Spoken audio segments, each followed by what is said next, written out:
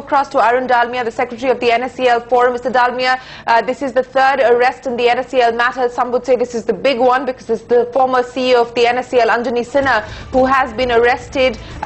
Your comments on this arrest that's been made this evening? You see, I see that this is one of the biggest achievements so far from the EOW. And if properly EOW grill the Anjani Sinha, he will come to know that everything was done on the behest of the Jignesh Shah, and whatever the trading has been done by the Salini Sinha, it was not she done it. It is again done by the Jignesh Shah, and everything was known to the Jignesh Shah, but he's trying to be innocent.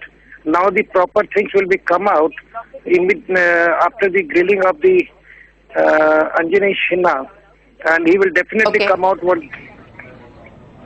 Mr. Dalmia, hang in there. I'm going to come back to you. Let me go across to Mr. J.N. Gupta as well. Mr. Gupta, Anjani Sinha being arrested, as I was pointing out, it looked like it was just a matter of time before this arrest would have been made, considering the fact that two of his subordinates or his juniors had already been arrested by the Mumbai Economic Offences Wing. Do you believe this noose is now going to tighten around Jignesh Shah's neck, or do you believe that Anjani Sinha is going to essentially take the flak for what has happened at the NSEL?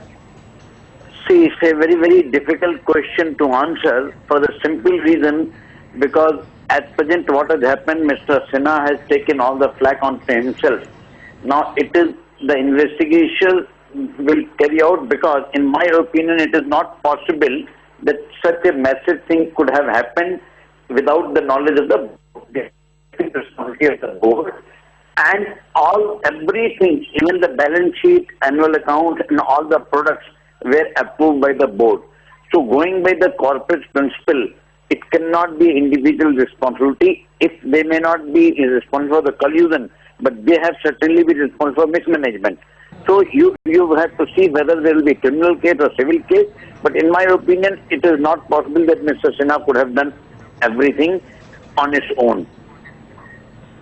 Well, we'll have to see what the investigation finally leads to, and that was the confession that Anjani Sinha himself, that a signed affidavit that Sinha himself had presented. But outside of this, as far as the MCX and the MCX-SX are concerned, it seems like the government intervention there to ring-fence the MCX and the MCX-SX and the market regulators' intervention there seems to be working. A whole bunch of public interest directors have now been appointed. So are we at least insulating those two other entities from the mess that's going on at the NSEL? Has that at least been properly dealt with in your mind at this point in time? Hello, is this question addressed to me? Yes, Mr. Gupta, go ahead. Yeah. So I see the very simple thing is this: government has to move, or all the regulators have to move. First, with a view to safeguard the interest of the investors, and secondly, to keep the confidence of the investor. The 5,000 crore may not be a big sum looking at the total capitalization of the Indian market, but it is a very big sum for the shaking the confidence. So in my opinion, the first and foremost thing is this: all the regulators have to move in tandem to ensure that the investors' confidence is restored and people are believe that there cannot be such type of cheating going on. Secondly, all the regulators will have to ensure that these things, nobody is able to operate in a regulatory vacuum. Because here what has happened, the whole entire exchange is operating in regulatory vacuum right under the nose of all the regulators. Yeah. That's the most important issue. And in my opinion, it could not have happened, it should not have happened, and the people who are responsible for this should be answerable to this. You're absolutely right. In fact, as we speak, we are getting more information. We understand that the FMC has actually appointed 2 more independent directors onto the board of the MCX. Anant Raman, the former member of SEBI, Pravir Vora, former officer at ICICI Bank, will be appointed as independent directors of MCX. That takes the total number of independent directors at the MCX to 6. 1 more will be appointed. So, as we've been pointing out, this really is an effort to ring-fence the MCX and the MCX-SX from the imbroglio at the NSEL. But the big breaking headline at this point in time is that the former CEO of the NSEL, Anjani Sinha, has now been arrested by the Economic Offences Wing. Mr. Gupta, a very quick comment from you. view on the fact that the Economic Offences Wing has now been given the permission to invoke the MPID Act? What is this actually going to mean now in terms of the investors of the NSEL? See, I believe the government has all the powers to attack the assets if they find that the people who are behind it are the real culprit.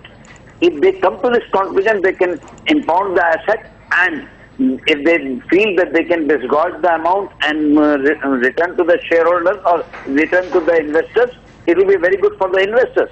But I am of the opinion that investors are also not innocent. They were very well knew that what they were doing.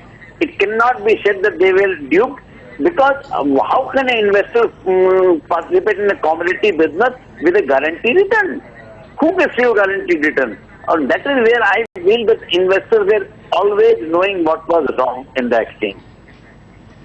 Let me get in a quick word from Mr. Dalmia. Mr. Dalmia, if you're still with us and you're listening to what Mr. Gupta has had to say. I with Mr. Gupta, and he said that if you are knowing, nobody is stupid to put the money, and the MMTC also put the money, and all the investors, when they put the money, they are not stupid.